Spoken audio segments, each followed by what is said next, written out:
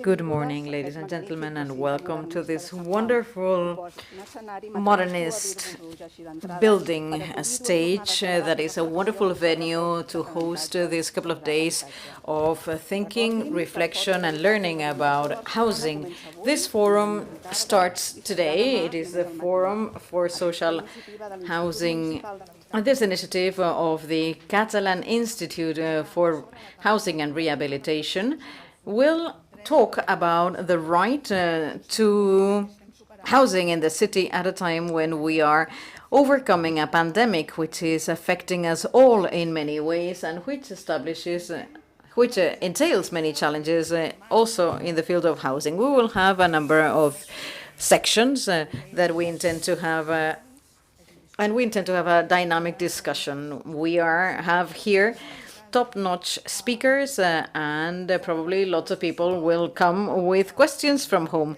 In all sessions, we'll have a Mentimeter so that you can ask questions either at home or on site.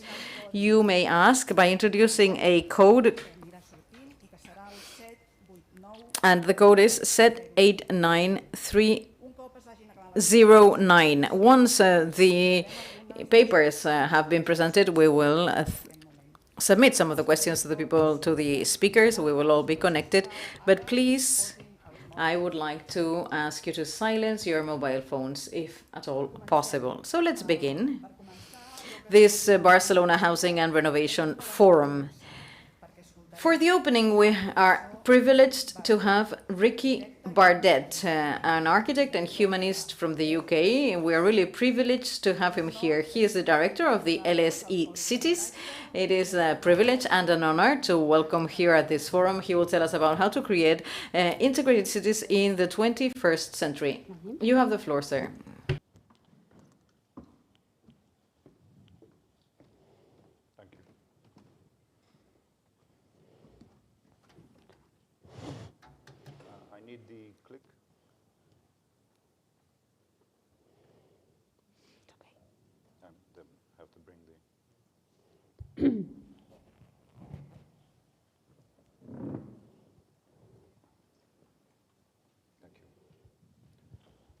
So, first of all, good morning, and apologies that I am not speaking in Spanish or Catalan, and I feel even more isolated post-Brexit in my English language, so I apologize for that.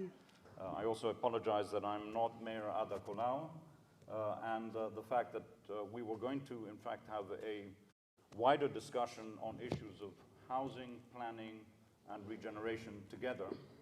And I say that because there are so many experts in the room and here on the platform on housing that I have to immediately say that I am not an expert on housing.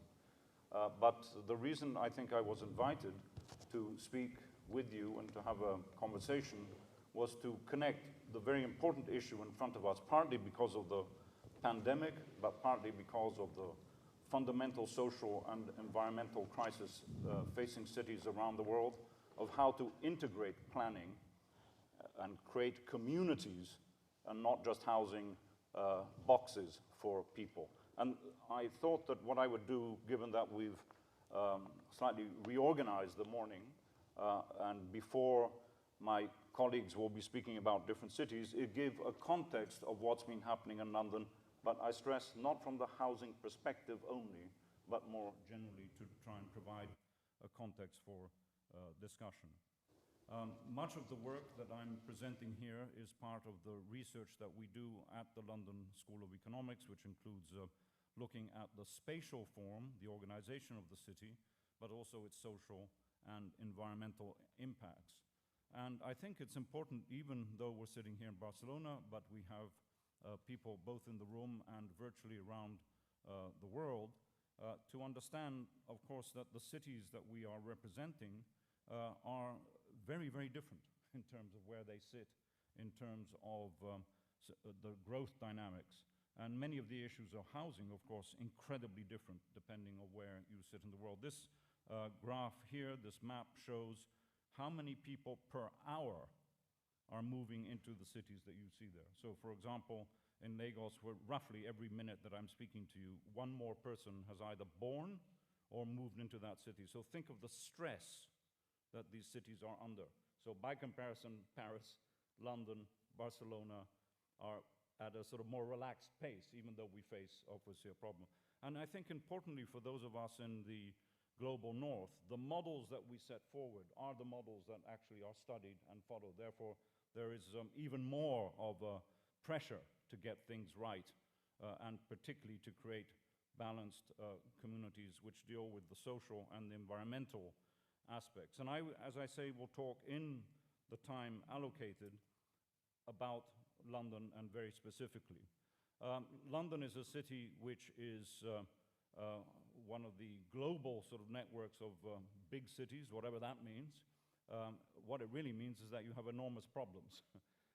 And the reason you have enormous problems is because you can take a statistic like this one, which puts London higher up than New York or Tokyo or Paris this year in terms of sort of the global index that is produced, in this case, by Mori in Japan.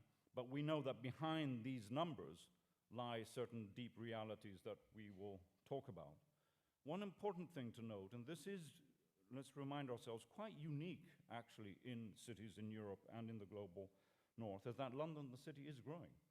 It's a city which has grown because of migration and increase also in natural birth rate, mainly because of the large percentage of Muslim families, which have happily been part of our culture for many years. And despite the terrible, stupid own goal of Brexit, you know, we were roughly 9 million people. We're now something like going to grow either up to 11 million or 10 million or something like that. But the city continues to grow. And importantly, in terms of one of the issues that I want to discuss or put on the table, the relationship between housing and planning, is the configuration of the city. What you see here in green is where London ends, where the jurisdiction of London ends. Very different from Paris, where the Ile-de-France is actually much wider as a jurisdiction than the city administration of Paris. And of course, Barcelona and the wider Catalan region has similar dynamics. This puts enormous pressure on land. And I think this is something that, for those of us interested in housing, is a central issue. In London, land is extremely expensive, and therefore property development and provision of housing has to respond to that condition. But also, just very quickly, a reminder that any city represents part of the economy of the nation, and of course much more. London punches above its weight in terms of the number of people who live there, in terms of contribution to the national economy. It's actually a relatively young city compared to others, for example, cities in Italy or cities in particularly Eastern Europe, which are getting older and older, not to mention Asia, such as Seoul or Tokyo. And much of this is because of the migration that has happened over the years. Some of it from Europe, of course, but much of it from much wider afield. And this is, of course, an issue that impacts on questions of housing. How do we house the people that we want and we need to keep our economy going and keep the culture sort of vibrant? COVID and Brexit have changed things. There are some estimates that say something like 700,000 people actually left London. I don't believe it. I think it's less than that. We'll soon see when new statistics come out. But it has been that there's an adjustment. Very importantly, in terms of our discussion, which leads me soon to the measures that the city has taken in the time available I have, is this statistic here. Despite the top of the global wealth index that you saw before, or the global index that we saw at the beginning, we still have a very high percentage of people living in poverty, children below sort of acceptable thresholds. And it's nearly as bad, can I say, as other parts of the United Kingdom, which are referred to as the poor north. I mean, we have levels of poverty and deprivation. You see the darker colors here in London, which are as bad as parts of Liverpool, parts of Manchester, and elsewhere. And much of this is historic. Much of this is because in parts of London we used to have industry, which of course closed down in the 70s and left sort of abandoned areas. These abandoned areas are fantastic opportunities and something that all of us here have had to sort of deal with. But this diagram perhaps is the one that I would like you to keep in your head, because it's the fundamental question of not only where do you provide housing, but how do you integrate it with the social and economic structure of what is there. This map shows you in red, in the whole of London, you can see the river going through the middle. It shows you in red where the most deprived areas are. In other words, where people live shorter lives. There's a difference of 7 years between West London and East London if you're a man. You live up until 84 years if you're in West London. On average, you live 7 years less if you're in East London. Every city here will have similar statistics, but distributed differently. And in green, you have the more affluent areas, people who earn more, better educated, etc. And you can see, again, I'm not just making a comparison with Paris, it could be with Barcelona, but while Paris probably has more deprivation on the edge of the city, in the case of London, it's really quite a different configuration. This is central to where we provide more housing and for whom and how it is serviced, because how it's connected to the transport system, for example, is just as important. We don't have time today to go into that in great detail, but integrating the provision of good, cheap, green public transport with new housing is central to what London has been looking at over the years. And as you've seen, the deprived areas are mainly to the east of London, on the right-hand side of this image here, and that's where many of the policies of the different mayors have been focusing. And this is where I want to spend the next few minutes before I conclude on what have the mayors done and what has the current mayor, Sadiq Khan, been able to do to address what is, frankly, as I stand in front of you, an embarrassingly bad situation in terms of the provision of affordable housing in the United Kingdom and in London in particular. It's been downhill for the last 20 years, more or less. Very low provision of housing. We used to build in the whole of the UK 400,000 homes a year, about 34 social public housing around 40 years ago. That number has dropped to something like 80,000 at best across England in the last years. And you can see this even in this diagram here, without going into too much detail, that the affordable housing began to drop and is beginning to pick up a little bit because of vast investment now coming from central government through the different mayoral policies. And the technique we have is this thing called the London Plan. All I want to say is that we've had 3 different mayors of 3 very different political colors. One of them happens to be the current Prime Minister, who is really quite different in terms of his political view, not only in his Brexit stance, but in much else. But ultimately, the ideas behind it are more or less the same. And I'll summarize it in 3 points. One is that London will grow. It will admit more and more people in. We think that's a positive thing. But it has to remain within its boundary. It can't spread out beyond the boundary. Very important. That's a legal requirement. Secondly, it identifies areas of the stars of regeneration, mainly brownfield sites, ex-industrial sites, which are well connected with public transport, and it allows greater density and greater mix of uses, and most importantly, higher percentages of affordable housing. And this is the key point I will come to in a moment to show you what is happening here. So there are a number of areas, some of them, many of them in East London, which are so-called opportunity areas. One is in Bermondsey, a very poor area from many points of view, very rich in terms of its ethnic culture and much else, which are suddenly becoming places, because of good public transport, where you get double, triple, quadruple levels of density and higher percentages of affordable housing, in some cases up to 50%.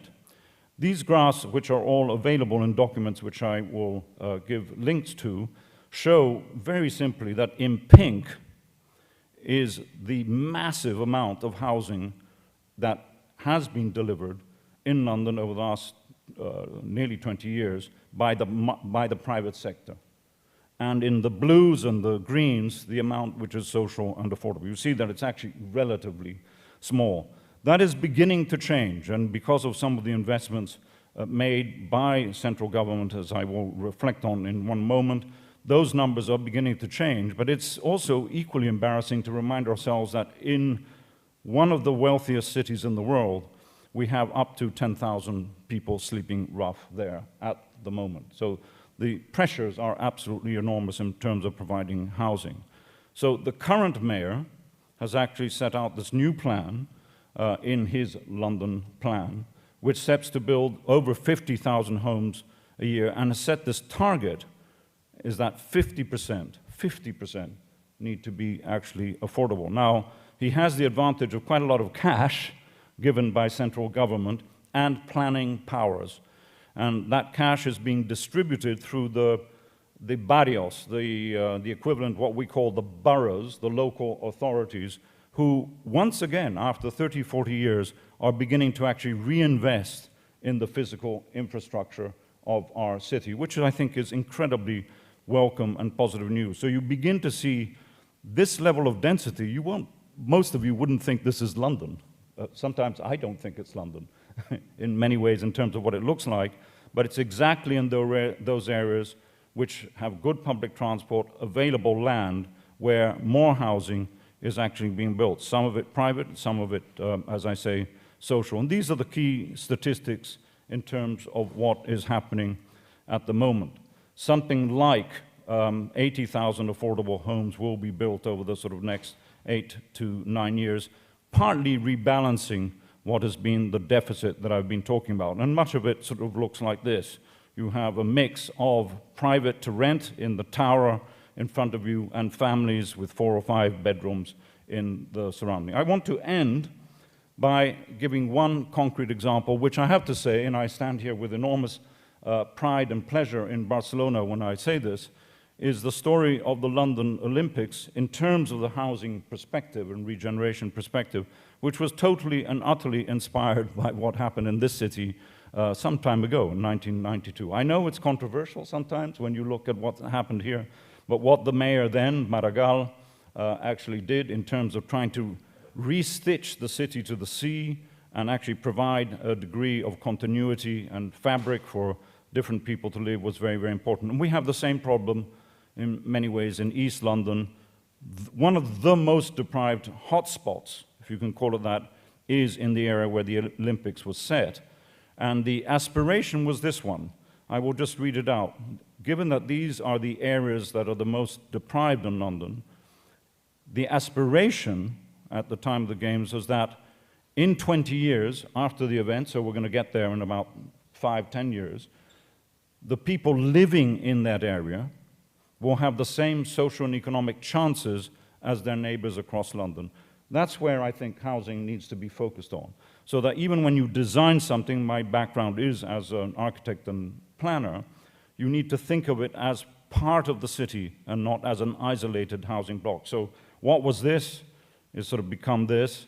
It's housing you see here, 48% actually is private and 52% is a form of affordable social and intermediate housing and to rent. The quality is quite high, but most importantly, it has jobs and other opportunities actually right next to it. Not everyone is happy. You will be talking about this, where does the community fit in, particularly the tensions between new and existing.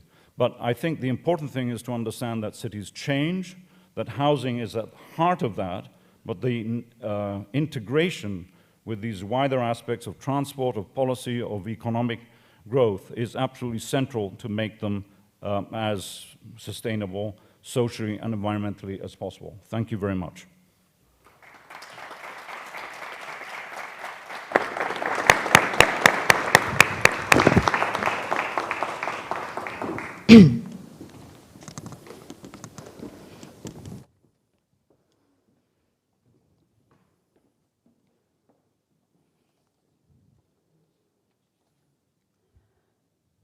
Moltes gràcies, professor Bardet.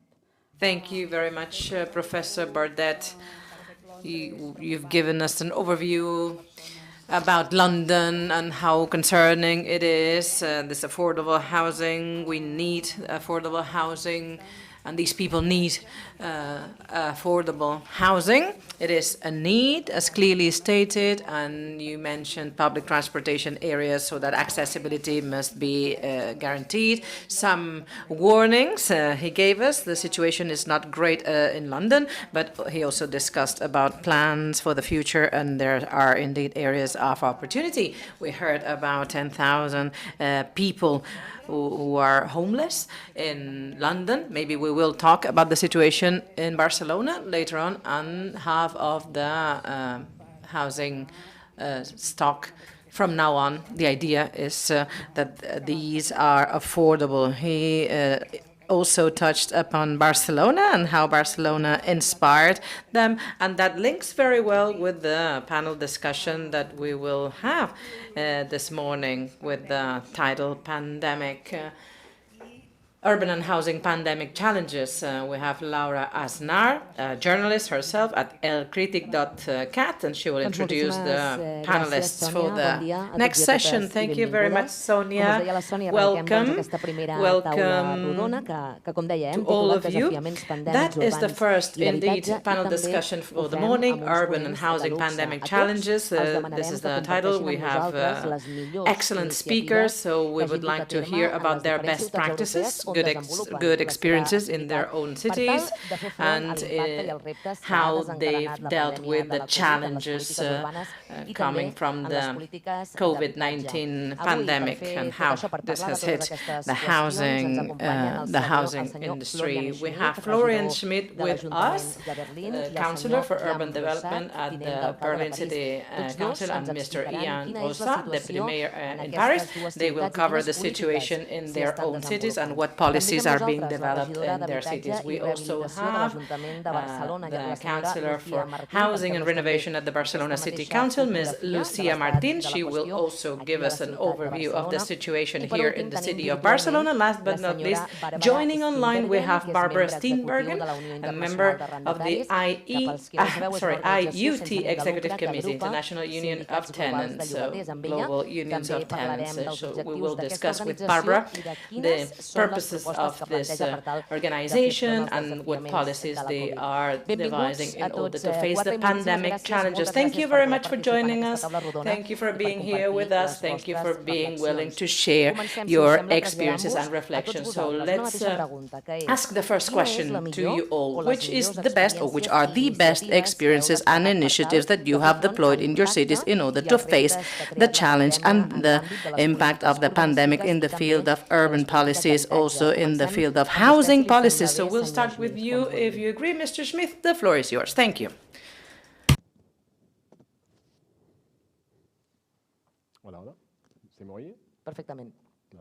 Can you hear me? Okay, I can't see you, but just a little bit. Okay, so good morning. The slides are good. They're going to be up on the screen. Can I have my slides up, please? Is Gloria listening to what I'm saying? Because I did send the presentation, so I would like to have my slides up. I brought a PowerPoint. Yes, okay, there it is. Thank you very much. All right. I am indeed the Councillor for Urban Development in the district in Berlin. There are 12 districts, but the housing policies, actually 60% of the housing policies are actually in the hands of the different districts in Berlin. But nonetheless, I will discuss what the situation is all over the city of Berlin.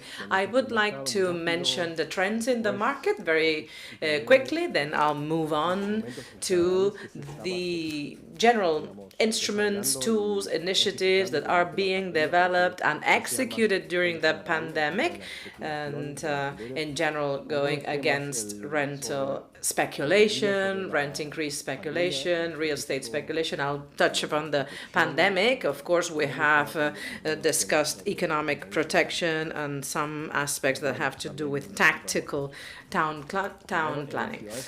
Then I'll finish with some cultural mindset issues. because 60%, 80% of the population live in their in rented houses. Only 20% own their own flats. So this means that many people are suffering much because the apartments are actually being turned into private flats. So this gives the right to the owners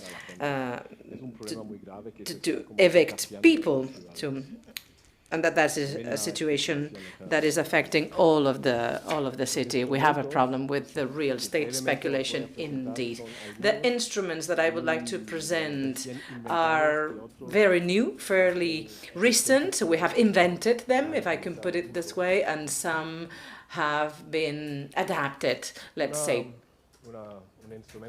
One of our flagship instruments, even if it failed, was the cap, the rental cap, meaning that we would freeze rent increases. The idea was to put an end to this rental increase for 5 years, but the Constitutional Court said that the city of Berlin had no powers to do so. So we will see if the new government in power in Germany will actually yield this power to the provinces or the cities in Germany, so that the cities can indeed introduce certain measures that can resemble somehow this rental freezing measures, because the new government is actually being formed in Germany.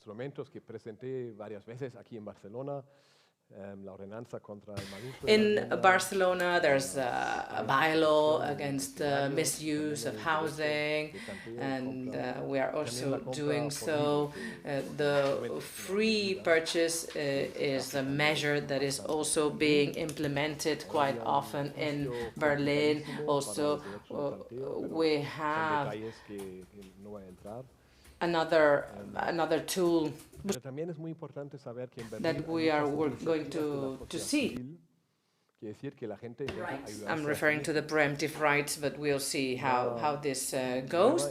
There's a new initiative, civil society initiative. There's this co-op agency about housing purchase, so meaning apartments with people living in, and these people are trying to create their own cooperatives, and then they're trying to purchase their own homes. So I've heard, and rumor has it, because this new government is actually negotiating these things as we speak, so I heard that this project will have some support, apparently. The fact that these people can actually end up purchasing their own home. So,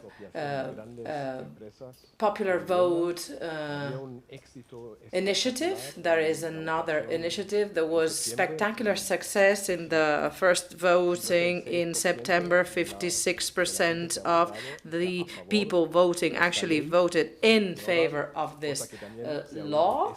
And we've heard also, again, some piece of news just last night, because again these negotiations are happening as we speak, left-wing party and the Greens. So there will be an expert committee that will discuss this for a year, this expropriation right that will affect 10% of the housing stock in Berlin. So this is going to be negotiated for a year as of now. There is another initiative trying to combat the effects of the horizontal divide,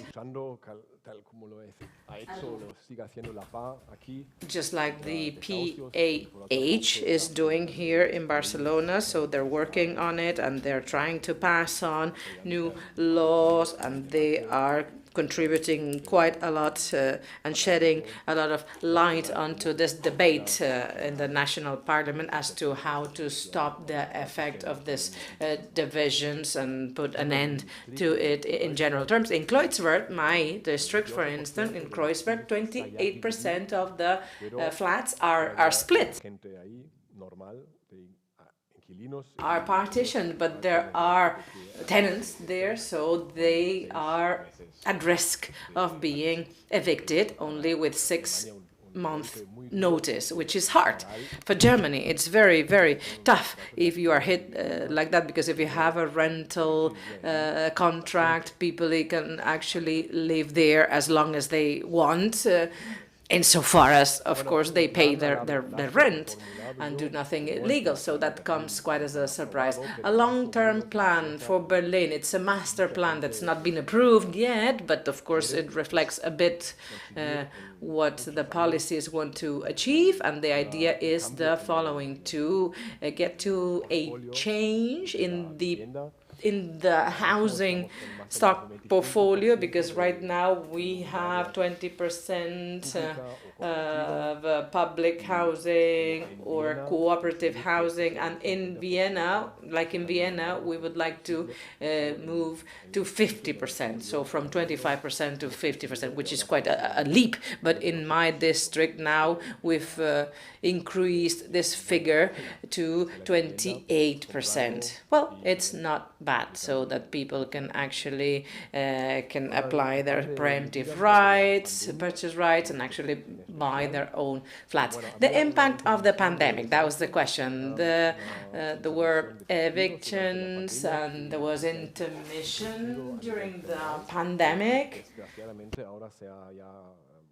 Evictions were stopped, of course, and dismissals were stopped during the pandemic. Then at some point in time, well, they believed that the pandemic was over, which of course is not true and is a mistake. So from the Berlin government, there were aids for companies and self-employed people so that they could pay their rent, and they didn't even they didn't think about decreasing the rents, but what can you do?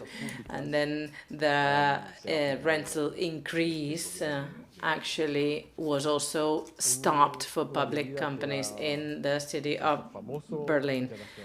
And a measure that has been known everywhere is the pop-up bike lanes. That's something that also started off in our district, and it has much to do with traffic management, especially narrower, smaller streets, so non-main roads, but that's actually 90% of the roads. So we have introduced this quick measure to try and help people move around in a healthy manner, in a safe manner with their bicycles. So these pop-up bike lanes will now be turned into proper bike lanes, and definitive ones. Another measure in our district that has now been replicated in other areas of the city, but we started this, is to turn the streets into playgrounds during some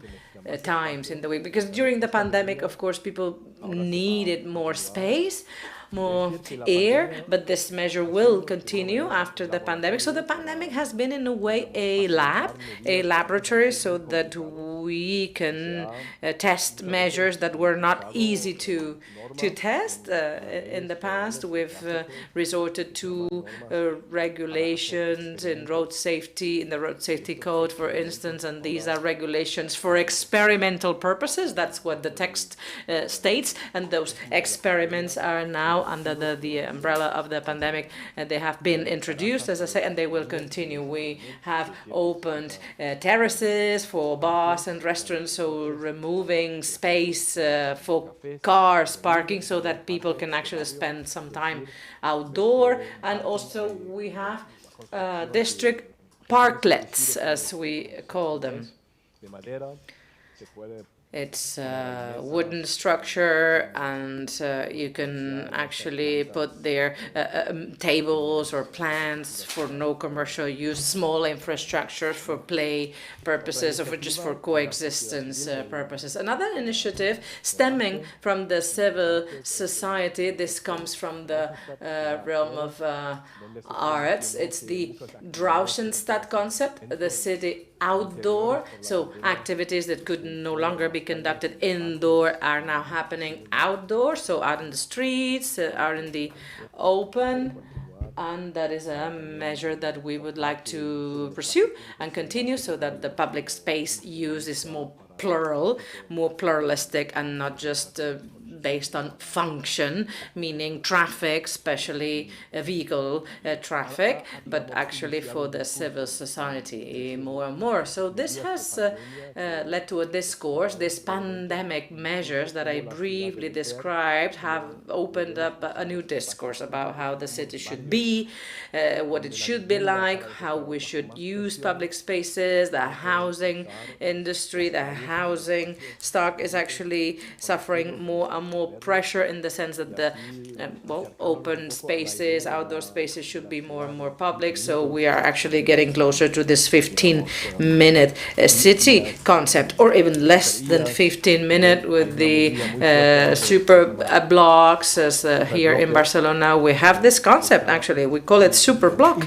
literally, and it is inspired and takes its inspiration from the city of Barcelona, and over 50 districts are now claiming for that. They want their whole neighborhood to be turned into a super block, and that has been sped up by the pandemic. Yes, I'm coming to an end now, and I'm realizing at the same time that the people in the city fighting for the right to housing and the people fighting for the right to the use of public space are coming closer and closer together. There's more and more dialogues. It's the same people, actually. So a left-wing / green party, gets this push, and politicians like myself, coming from the field of activism, we are more legitimated to push these progressive policies forward. And that's all from me. Thank you. Thank you very much, Mr. Schmidt. Thank you. Yes, let's give him a hand, of course. Thank you, Mr. Smith. We will continue with you, Mr. Brossat. D'abord, bonjour à toutes et à tous. Très heureux de pouvoir participer à cette... Thank you very much. It is a pleasure to be here with you in this panel discussion to talk about the challenges around the pandemic, and it is a pleasure to do this here in Barcelona, because Barcelona is a city with which Paris exchanges quite a lot in terms of housing, mutual inspiration exchange. So very, very interesting indeed to be here with you today. To begin with, let me explain to you how this debate is being organized in Paris, especially in times of a pandemic. Actually, it's been, of course, a very hard time. We've gone through several lockdowns in Paris, and we've taken two lessons out of it. Quite contradictory, I probably should say, because after the different lockdowns in Paris, many people, professionals in the real estate industry as well, many people thought about this. Okay, we need larger homes with larger balconies, with larger terraces, because people suffered a lot during the lockdown periods, living in flats that were too narrow and far too small. So I understand this concern, of course, and I also know that with the market economy, a bigger apartment with a bigger or larger balcony, of course, this entails a higher price. And actually, the way I see it, even if it sounds like a caricature, it actually resembles a rich people problem, because that actually takes me to the second lesson, the second conclusion that we can draw from the pandemic, which is those people that kept on working during the lockdown periods, those people that continued with their profession, healthcare professionals, let's say, or people at the stores, cashiers, people working in nursing homes or in kindergartens. We applauded those people, remember? So these people, of course, cannot afford to live in more expensive households. So the people who were the pillar of the city, they usually live far from the city center, quite far from downtown Paris. So we've left a period of crisis behind, and that is a concern that I share with Anne Hidalgo. Hidalgo, the mayoress of Paris. So today, more than ever, this needs to force us to develop public, affordable housing so that these social groups can actually live in the city. I'm surprised by so many things in Paris, because in the hospitals in Paris, we have hundreds and hundreds of hospital beds that are empty, closed, because the hospitals don't have nursing staff available. It's too low a salary for nurses. Labor conditions are terrible in Paris, and the third condition is the fact that they cannot afford to live in the city. So that has, for us, accelerated the path. So we've had to speed up the design of public affordable housing in Paris, and that is the question: how to achieve this? How can we do this? We need to adapt to the new situation created by the pandemic, and there are two ways to doing this. We may develop social housing and public housing. Maybe I can give you two figures about Paris. In the beginning of the year 2000 in Paris, there was 13% of public, or what we call social housing stock, and today this figure has doubled. So today this figure is 24%, and the goal that we've set for ourselves is to get to a figure of 30%. 30% of public housing stock. So 1 in 4 people in Paris today lives in a public house. So a house that does not depend on the market rent, and the rent price is detached from the market prices. So let's say it loud and clear. It's 3-4 times cheaper than a private rent. Let me insist upon this, because this policy goes back to the year 2000, and these are long-run policies, because these policies require a continuity so that they yield, that they bear fruit. Otherwise, they won't work. And they have worked because we've set our view in the horizon. It's not that the municipal teams belonged to the same political party since the year 2000. Of course not. So I don't know what the cause and the effect is here. But what's important and what really matters is the continuity. The political debate in France is not easy, as you can imagine, because there's a French law that was passed in the year 2000 stating that for every city there must be 25% of social housing stock. But right now there are politicians and political stakeholders that want to set a cap and set it to 40%. So 25% minimum, but 40% as a maximum, as a cap. That's what they're saying. And I think it's dangerous, because the way I see it, that the goal should not be to set a limit to social housing, but we should actually further develop it so that we can help those people with the middle incomes.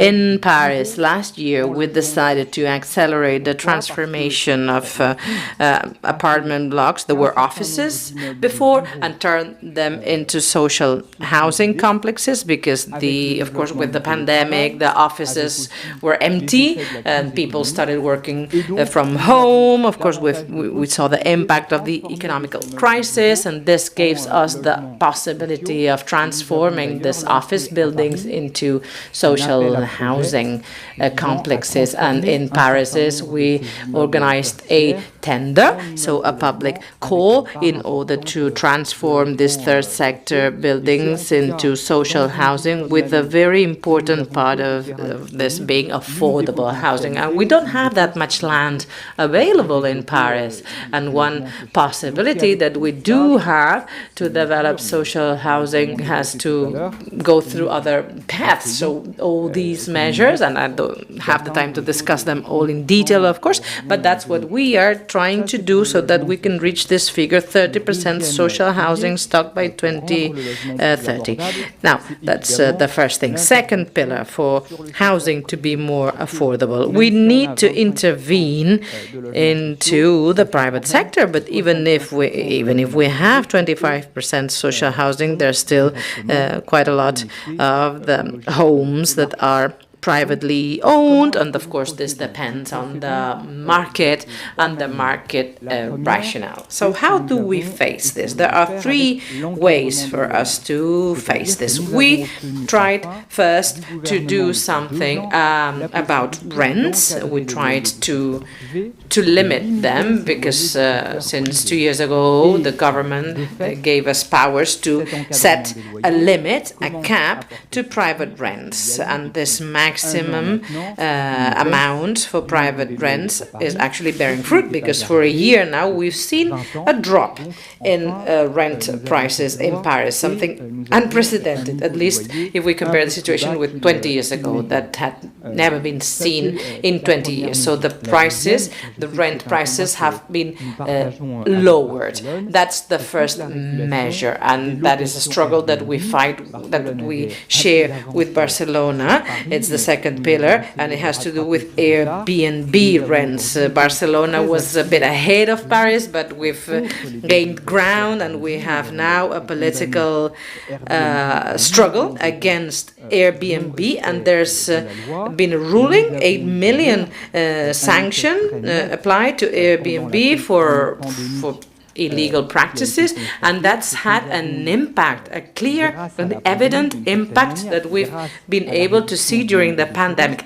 Thanks to the pandemic, in the sense that the tourism has gone down, we've seen how the number of apartments rented with a long-term contract has been multiplied times 3. So these flats are now being rented to people from Paris, people living in Paris, and with long-term contracts. And that's a new trend. And hopefully that will stay, that will remain, and hopefully when tourists come back, we won't see this measure being reverted. We hope this stays. And the third measure has to do with the development of a new concept of housing, giving right to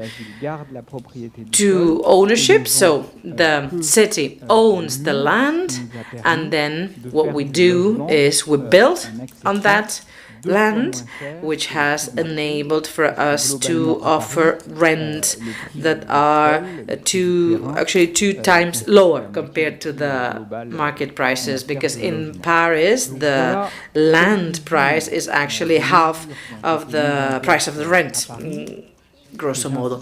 And those were some of the measures that we've implemented in Paris, and let me insist upon this. Let me insist with my first comment, which is the pandemic, the crisis that has been a healthcare crisis, a social crisis, and that still is going on. This crisis today, more than ever, needs to take us to developing public policies so that housing is more and more affordable, so that people who actually help the city function, the pillars, the support of the city, so that these people can actually live in the city and are no longer obliged to living 2 hours away from the city center. Thank you very much.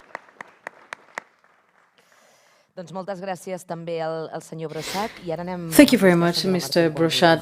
We are now moving on to you, Ms. Martín.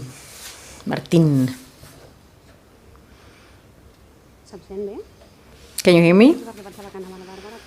I thought Barbara was on now. I will focus on explaining. First of all, it's a pleasure to have been inviting to this panel discussion. You are all benchmarks. You are all really a very relevant person in this field, and we are envious about some of the figures in different cities. But I would like to tell you about the policies we've developed in the last few years, especially after the pandemic, which have become more intensive, to make a more affordable housing stock. I will not talk about emergency or about harassment, but in the last few decades, due to the circumstances after the real estate boom and the touristification of the city provoked by Airbnb, the arrival of international investment funds and the speculation about rent,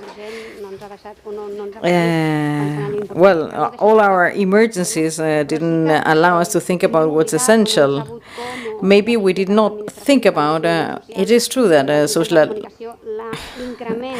the media, the community and so on have been reflecting about the policies and measures to increase affordable housing, which and affordable housing stock, which is much bigger in other European cities. So with the pandemic, the policies were on the table due to the impact of lack of housing in citizens, because citizens needed a place to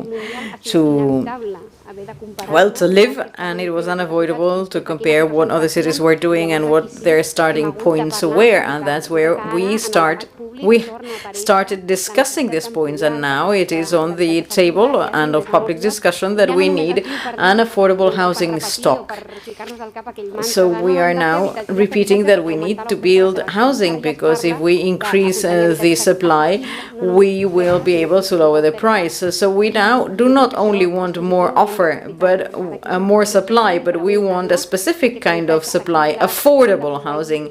So now we see what the percentage of social affordable housing needs to be provided. Should there be publicly owned or maybe not, only privately owned?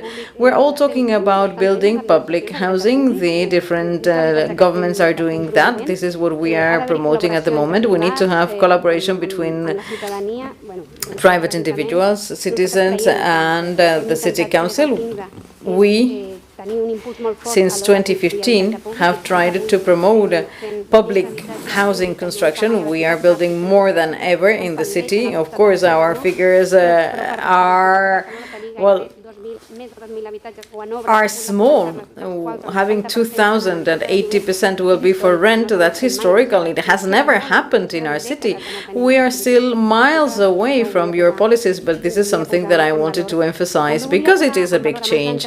And before I give you further details about the strategies we've implemented, we have tried to innovate out of sheer need, because there's no alternative. We in the cities, we have become a sort of a testing ground, because we have very complex problems. We have very few tools. We have less of a budget than other layers of governments, but our neighbors are knocking at our door on a daily basis. Their problems are our problems, so we need to use our imagination and to find any slight possibility, no matter how small it is, to find new proposals and to do that innovatively.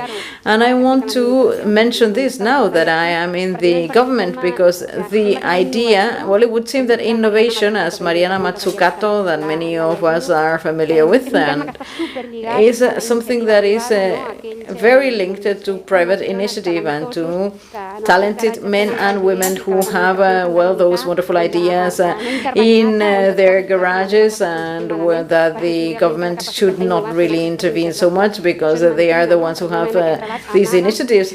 But this is a lie, because this narrative is hiding the role of the different layers of governments. We are not only bureaucratic steamrollers, which are dinosaurs difficult to move. No, we also have imagination. So after this brief and very fast introduction, let me tell you about the measures that we have introduced to promote innovation. Let me emphasize our purchasing policy. In Berlin, they are also defining this idea of preemptive rights. We have bought over 15 houses with an investment of 124 million euros, and that has been thanks to the fact that we declared the city an area for preemptive rights, and that means that now we can buy some houses below market price, and we are able to buy many apartments in areas where we did not have social housing, and this is a way to stop speculation and to stop gentrification, because in the areas, in the districts where prices are soaring, and this policy has been criticized by many of the sectors, many private sectors, because behind we have this idea of segregation, that public policy needs to be cheap, public housing needs to be cheap and in the periphery of the city.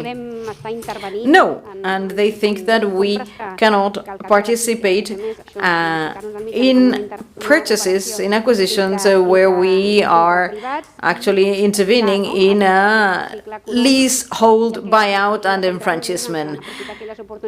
So we want to have the possibility of using up all the opportunities, and probably in a book entitled The Spain of Swimming Pools by Jorge Dilloni, the makeup of the city and the way we generate segregated districts with very little income diversity in a very homogeneous population. This generates a certain kind of an ideology, and we want to generate this mixicity, this mix, so that people from different vital and economic situation can feel they belong to these communities, and this purchasing policy allows us to do so. This is also accompanied by the policies to reach out to private owned land and property, so that they are rented below market prices. We do that through subsidies, and for instance, we organized one of these initiatives in the city because there were many tourist apartments that were empty, not in peripheral areas precisely. So we made a call to try and reach agreements with the owners to put those flats up for rent. Now we have 130 of these apartments with over 300 people living there, and half of them are underage, and they were waiting for for public housing, and we've been able to relocate these people in these ex-tourist flats, which are now being used for people in housing emergency situations. Other things that the pandemic pushed us to accelerate were our changes of mindset in how we build. Now we are industrializing building processes, not only the need to provide housing quickly, but also our new approach to climate change, more energy efficiency in buildings, and not only that, but having a constructive process. The building sector, the real estate sector has not been modernized in the last few decades, and we at the City Council wanted to promote changes in that field to accelerate the provision of affordable housing, and to do that through materials and processes that would have a lower environmental impact. You're all familiar with something that was ultra controversial, heavily criticized from all over the place, the first accommodation based on recycled marine containers. We currently receive international awards for that, and the neighbors who live there are extremely happy, and this was one of our first attempts. Josep Maria, who is the councillor, needs to get the credit for that, because he had been heavily criticized for that, and now we are getting all these prizes and awards, and some people, well, who got all the battering for this, it's a pity that they are not here. So my acknowledgement to him being so brave. So after these first experiences in the pandemic, we started to present the first tenders for construction in municipal land, to try giving more credit to those proposals that would, for instance, industrialize construction, to have lower impact materials, and to have a productive process that would reduce environmental impact and improve the use of different materials. This is a great innovation. Industrialized housing here if we compare it with other European countries, is heavily underdeveloped, and it is the public government and city councils who can humbly promote these companies and to promote this type of building. This kind of construction should continue to grow. And something else that we should mention is that all these policies is not something that we have done on our own. There's a long way to go, and we are getting inspiration from our predecessors across Europe. We needed to find alliances. The challenge is huge, and we want to grow sectors in the city that have the possibility to build and manage non-speculatively for social purposes. And let me emphasize an agreement that we have signed with the cooperatives for use leases. We provide municipal land to these groups who build cooperatively. These are organized citizens' institutions to build cooperative housing, and they are the ones that will build and manage these cities. If we talk about cooperative housing, this is a grassroots initiative, and this is a bottom-up policy designed with these cooperatives, which need to create community, to strengthen the social fabric, and so on. As I mentioned from that book, the Spain of swimming pools, it generates a sense of community. And here, let me explain that these collaborations have not only been done with cooperatives or with foundations, with social purpose foundations and charities, but we've also dared to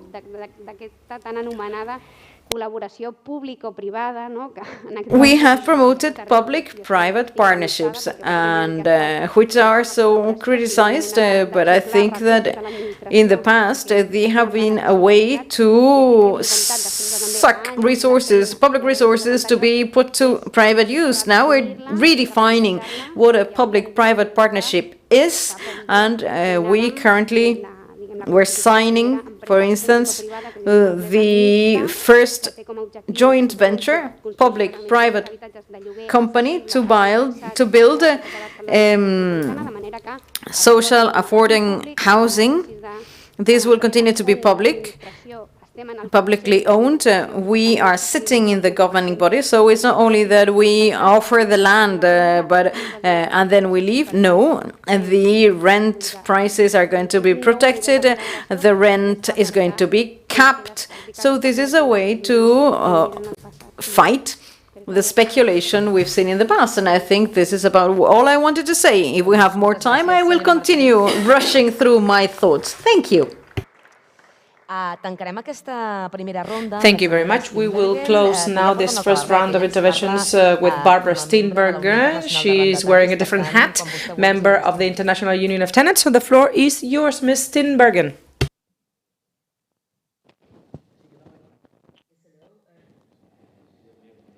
Good morning from Brussels. I hope that you can all hear me. A pleasure to see you all. I would have loved to come to Barcelona, but due to the pandemic restrictions that we already have here, it was not possible for me to be there in person. But anyhow, what we have heard so far, and allow me to put this on one common level, is that all those city representatives here, talking about Barcelona, talking about Paris, talking about London, and also Berlin. All those city representatives, they face one major issue. They have not enough affordable housing. There is a massive lack of affordable housing. And we know this for years, for decennia. And I think now is the time to bring it down to the point, what can we actually do about it? And we heard several very good initiatives, which we all support as the tenants unions all over Europe. But I want to bring it down to, let's say, our point of view. What are we talking about? We are talking about security of tenure, which is urgently needed. We are talking about rent control, which is urgently needed. And this is sometimes the bad word, rent control, also in the private housing sector. We are talking about the need to have no evictions anymore. And this is what we learned from the pandemic. There we had a ban on evictions. In some cities, like in France, we have a ban of evictions during the winter time. But what we really need is a general ban of evictions. Nobody should be thrown on the streets. And last but not least, we heard that also, we are talking about sustainable construction, how we make housing more affordable. We are talking about the need to have no renovictions. Renovictions, this is a technical term, it is evictions by renovation. So, and how can we deal with all those problems? I think many solutions have been here on the table so far. Well, we had this wonderful rent freeze of the city of Berlin, and Mr. Schmidt, I've been actually living in your quarter in Friedrichshain for 7 years, and I know how it went before the investors came. In my street near the Ostkreuz, you know it certainly, it was possible to find affordable housing on the private rental market, good quality housing. When I now come back to Berlin, in front of my house, there are 3 rows of very expensive condominiums. So how could that happen? How is this gentrification process was able to start all over? How was it possible that the housing was made a commodity and not a social good? I think these are the important issues that we have to face. We have to think about what can we do against the financialization of housing. What can we do about the fact that housing is not recognized anymore as a fundamental right of the society, but it is now object for speculation. So these are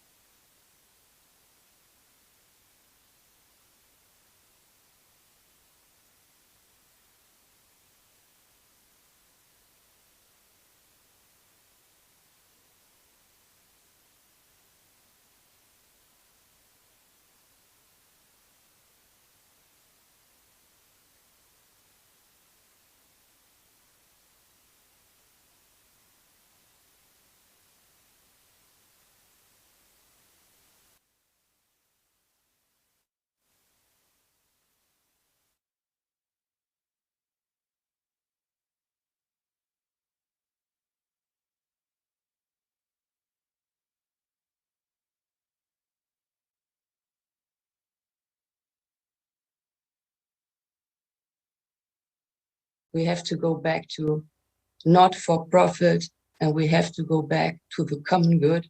And we have to do something definitely on the private rental sector.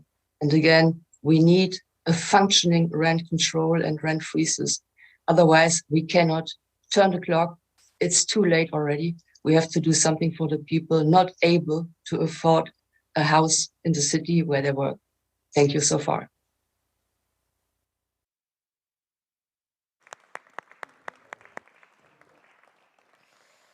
Moltíssimes gràcies també a la senyora Steenbergen. Thank you very much, Ms.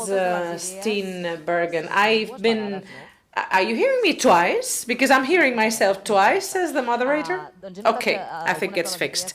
I've been jotting down some of the ideas that you were mentioning. I'm being told that we are late, so let me just rephrase one of the comments that have just been mentioned by Ms. Steenbergen, and also along the lines of the questions that you all posed. Thinking intervention on the private stakeholders, you mentioned some of the activities and actions carried out in your cities. Mr. Brossat spoke about setting a cap for rents and regulating, for instance, Airbnb rents and land ownership. We heard by Ms. Martin about the preemptive rights, and Mr. Smith talked about the expropriation of private companies, converting them into flats. So that's an intervention. And at the same time, Ms. Lucia Martin was also mentioning the idea and the risks behind this collaboration with the private stakeholders. So what have been your experiences in your cities concerning this collaboration, public-private collaboration? So that is another round for debate. And then a second idea, because since we are running late, let me launch the second idea along the lines of what we just heard. Rent safety and stopping evictions beyond the pandemic. I would like to ask you about the tools, instruments, mechanisms that you are deploying so that this can become a reality in your cities. So should we follow the same order that we followed before? So Mr. Schmidt, you go first. Thank you.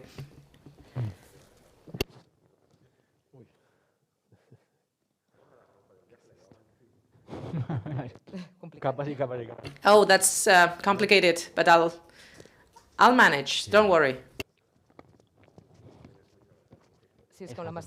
Yes, it's not easy with the face mask.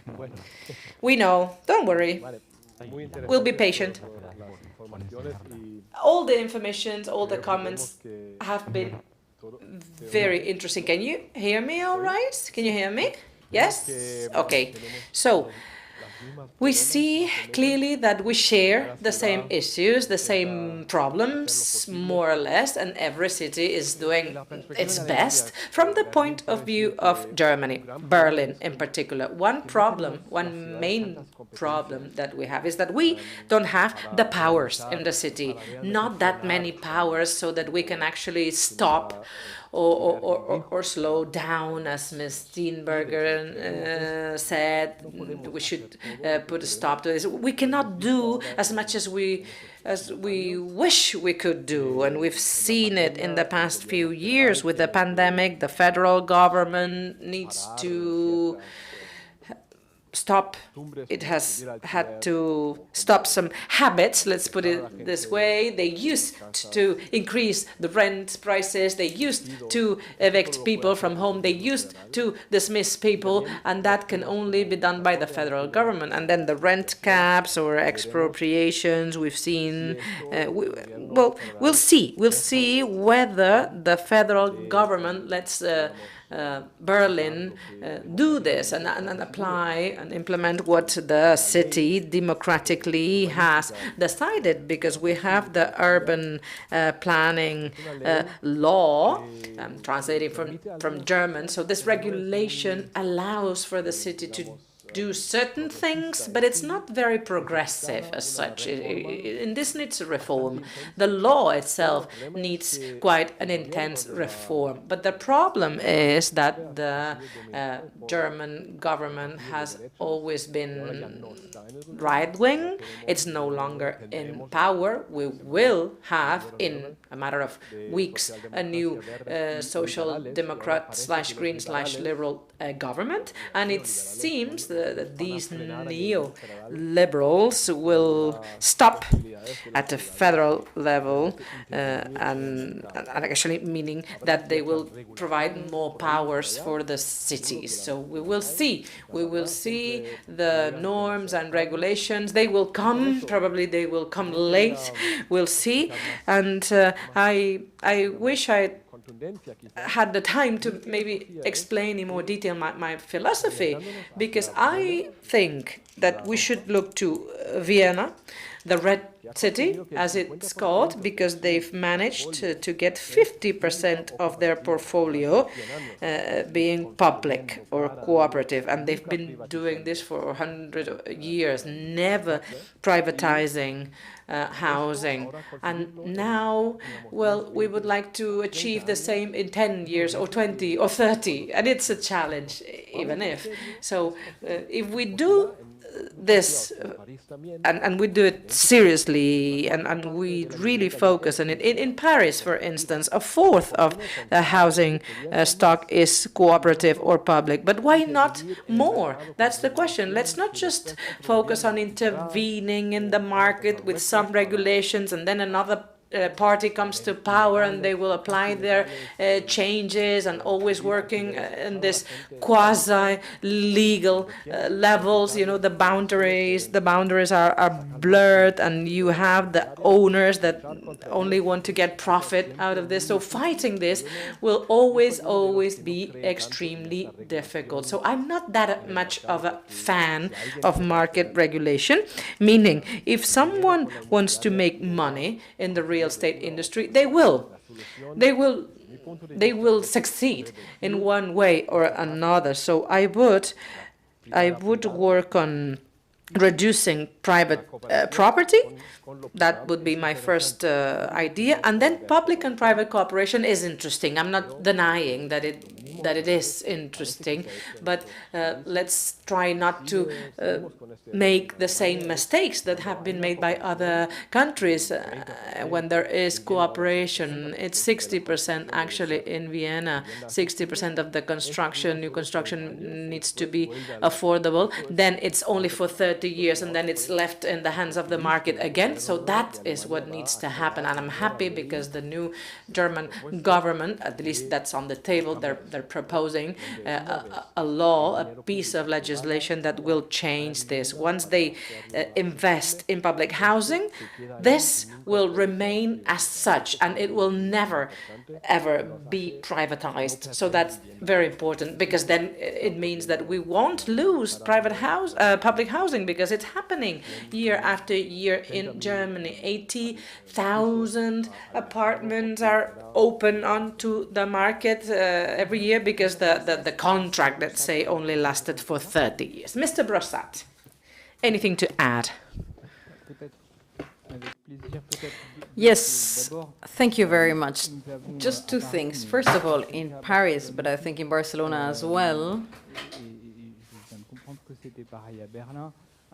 and in Berlin as well, we have an issue about shared powers between the city and the state. We have the same difficulty. Let me tell you, for instance, about rent caps. In terms of rent caps, the city of Paris asked for rent to be capped, but it is the state which establishes the maximum rent levels, and it is the state that controls the rule for that.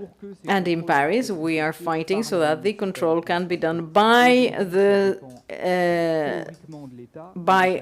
municipality, because it's now currently in the hands of the state, but they do not apply that. So many of the owners do not respect many do not respect the caps. So I think that the action should be led by the city council. If they have the possibility to act in the private sector, it'll be much better.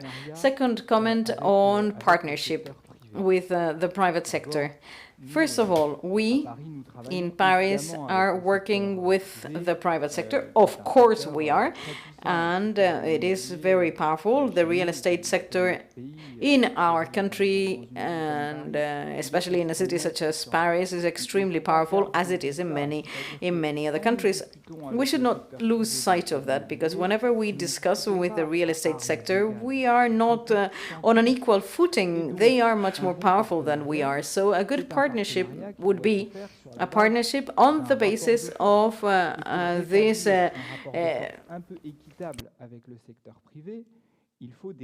this different, well, unequal footing. That means that the municipality will have to do something about it. That's why we have established some planning rules that establish that you cannot build a house for rent, a building for rent that will be 100% private. You need to have at least 30% social housing, social rent. Initially, everyone complained. But now everyone is, knows that this is the rule and there is no way out of getting away without the 30% social housing.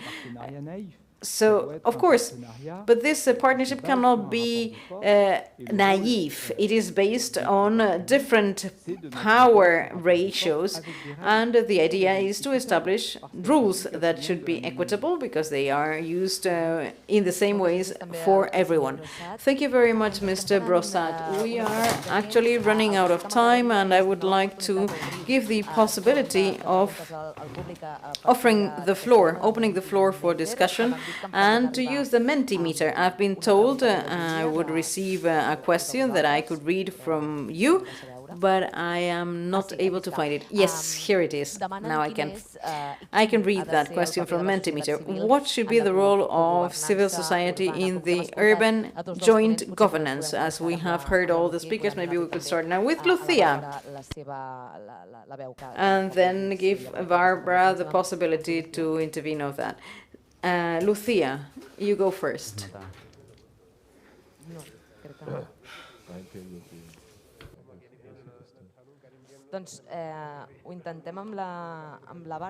Then let's go to Barbara first. Barbara, we will start with you, because we cannot really hear Lucia well. Thank you very much. Well, what is the role of civil society?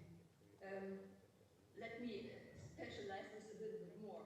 In the housing sector, civil society are the tenants unions. I'm very happy to tell you that in the cities here around the table, we have very strong tenants unions. We have Berliner Mieterverein, we have Syndicat Locataires, and we have la Confédération Nationale du Logement. So if you want to negotiate the best things for the residents, the tenants and the inhabitants, then give us the level playing field that you are trying to achieve also with the real estate industry. Two remarks. I do not agree that market regulation will not bring us further on. I think Vienna, Mr. Schmidt, is the most regulated housing market ever. And if they give new land to developers, they say it must be 75% social housing on it, and the maximum rent must be €5 per square meter. If this is not regulation, I don't know it. And to Mr. Jan Cousteau, a level playing field with the real estate industry. Well, I think equal footing is indeed important, but you do have what they want. You have the land, and you can give the building permission. So go ahead and be more courageous.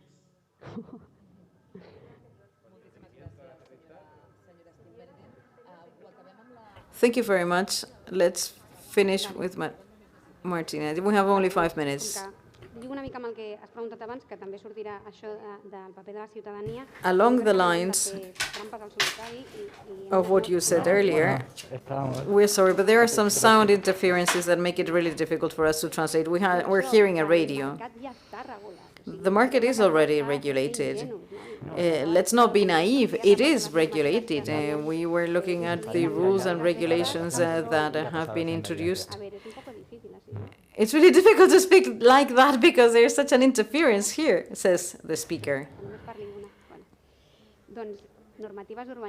There are building regulations, regulations on how to privatize the land, tax regime, which is essential in housing policies. The fact that public government has disappeared in terms of housing investment and that they have opened the door to global investments. These regulations have led to the proliferation of bad practice and speculation. The fact that we have private individuals here, I mean, I'm not saying that it is better elsewhere in Europe, but the great majority of industries, of the private sector individuals, simply want speculation and the quick buck, because there's a habit of that. That's what we have allowed. So we need to look at how can we prioritize this and how can we put protection at the center of any regulation we pass. So we need a law to control rent prices. We do have one in Catalonia thanks to the proposals of our citizens. We have a Catalan regulation. It is currently in danger and it needs to be protected and shielded by the state. It will have to be improved by the government bill, which is being discussed at the moment. Then the regulation for 30% in Barcelona, it's been heavily challenged by different private sectors and also by the government, which forces private developers to give 30% not to social housing, but to protected rent. This was passed by the City Council of Barcelona with a majority, thanks to a majority that was encouraged by citizens' pressure. Of course, PPPs entail a certain risk, but they need to be explored. For instance, in our case, this PPPs will not lead to requalification of the social housing 30 years down the road. They will not be able to go to the public market. I believe that public government will also require some citizens' control here. We need to have an organized society, because the fact that we are currently talking about an emergency bill in Catalonia, how do we respond to the emergency? Of course, city councils can do things, but we cannot change rules. We need changes in state laws or Catalan laws. Currently, the Catalan Emergency Act bill being discussed at the government has been promoted by NGOs and citizens, because you might be building public housing, but when governments change, things can become privatized. Rules change, the rules of the game change. So we need to have professionals who are well aware of the situation. We need to have cooperatives made up of private individuals who are willing to build and manage housing in a different way. But we also need informed citizens, citizens who are organized, so that they can prevent things going back to the past. This is what we need here and everywhere. I don't know if you can hear me. Thank you very much, Ms. Lucia Martin. I would also like to thank Mr. Florian Smith, Ian Brosat, and Ms. Barbara Steenbergen. Thank you very much for your thoughts, and thank you very much for having accepted to share your wisdom and your time with us. We'll resume soon. Thank you.